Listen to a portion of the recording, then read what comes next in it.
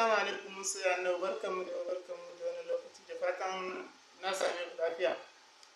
Yau ne ranar 20 ga watan Ramadan, 22 ga watan Ramadan kenan. 22 ga watan Ramadan. Dan Allah masoya annabi, dan annabi Muhammadu, mu wanda mu muke muradi da shi, wanda mu shine muradinmu, to mu shine rayuwarmu, shine jin daɗinmu, shine gatanmu, shine haskenmu, shine ni'imarmu, shine abin san mu gaba ɗaya. Dan Allah, dan annabi Muhammad, kada wanda ya taɓa mu muka tanka mai.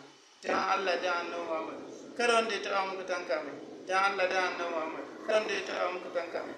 Amma duk wanda ya taɓa annabi Muhammadu sallallahu alaihi wasallam, ko kuma ya taɓa wani abu wanda yake dangane da shi, ya Allah ka tarwatsa rayuwar shi, kuma wallahi kada mu bar shi.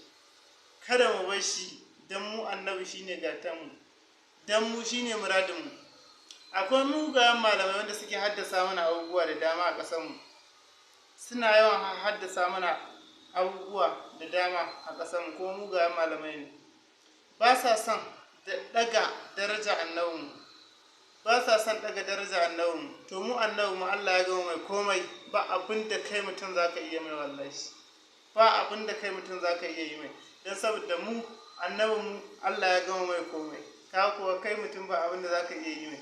Yawwa malamanmu